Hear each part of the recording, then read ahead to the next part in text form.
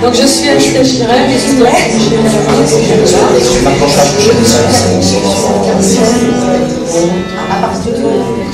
dans la suite sur l'accompagnement des jeunes plus avancés. Oui, voilà, donc Véronique Hadard, je suis directrice adjointe de l'IME du Bel Air. Donc effectivement, le groupe a participé assez longuement sur déjà quelques séances dans le groupe du médico-social et on a constaté, avec la présence de jeunes, on va dire dans un âge qui n'est plus de prise en charge, mais plutôt de savoir un peu ce qu'ils vont devenir, du devenir, et la présence de l'ESAT, du CESAD, et donc aussi service d'insertion, qui avait une notion aussi de parcours qui était importante.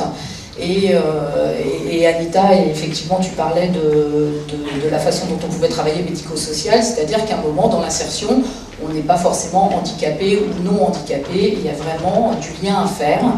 Et là où nous en sommes en fait aujourd'hui, parce que les premières réunions se sont surtout effectuées autour d'une cartographie un peu territoriale de ce qui existait, de ce que nous on connaissait, de pouvoir échanger sur nos réseaux, sur comment on les avait constitués, à qui on faisait appel. Et effectivement, on voyait que chaque professionnel a finalement un petit peu des personnes un peu relais et pas finalement quelque chose de construit. Ça se construit à l'intérieur des équipes, donc on a déjà pris un grand plaisir à échanger un peu sur tout ce qui nous rassemblait. C'était le monde de l'emploi, la scolarisation, la formation pour des personnes qui sont un peu à côté du système classique par moment et puis qui reviennent, qui sont intégrés, pas intégrés dans le monde du travail et qui reviennent nous solliciter, même aussi parfois quelques années après.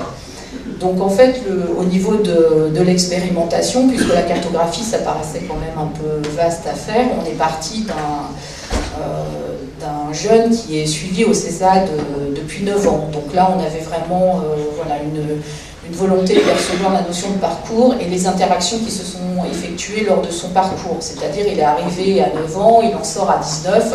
Quels ont été les freins et qu'est-ce qui a aidé à son parcours? Comment la famille s'est positionnée? On est pour l'instant dans un décortiquage un peu des actions qui ont été menées avec l'envie de pouvoir donner des indications, en tout cas des pistes de travail aussi à l'assistante sociale qui continue de l'accompagner. Donc notre volonté serait après de faire intervenir aussi, puisque là nous sommes sur le champ du médico-social, peut-être d'autres professionnels de la sauvegarde qui sont intéressés et pas forcément dans le champ du médico-social. On va aussi solliciter effectivement le CIO, les référents de scolarité pour des jeunes qui sont en ULIS, pour pouvoir avoir un panel de personnes et pouvoir construire quelque chose qui serait d'une dynamique effectivement de parcours.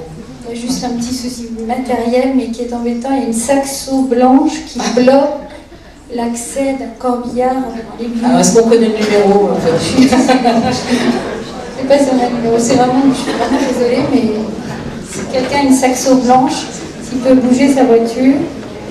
Merci beaucoup.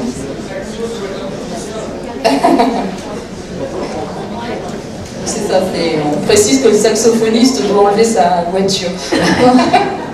Alors ils sont là et ils ont été amenés grâce à la transversalité par un véhicule du foyer Saint-Nicolas.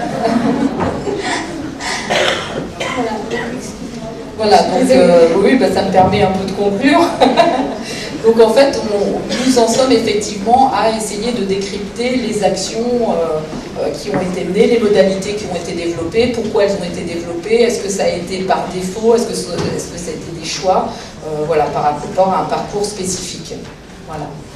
Mais ce qui est intéressant aussi dans ce que j'ai compris dans ce travail, c'était le travail avec des regards différents pour l'insertion et pour la sortie vers des milieux un peu peut-être ordinaires, du regard de l'ESAT, du service d'insertion. Alors peut-être oui, parce qu'on est effectivement dans des tranches d'âge où là il y a aussi des modalités vis-à-vis des difficultés qui peuvent aussi changer, avec des personnes qui sont parties sur des parcours, qui vont devoir arrêter un moment, d'autres pour qui le milieu ordinaire est très difficile et le milieu protégé pourrait apporter quelque chose, sauf que par moment la méconnaissance du travail qu'on peut faire en ESAT tend à penser qu'on va rester sur de milieux ordinaires, ou le contraire, on va voilà, maintenir un travail parce qu'il y a des choses qui se sont mises en place au niveau de l'ESAT, alors qu'il y a une dynamique aussi instaurée concrètement pour que des jeunes puissent aussi venir apprendre et que ça soit un pied à l'étrier pour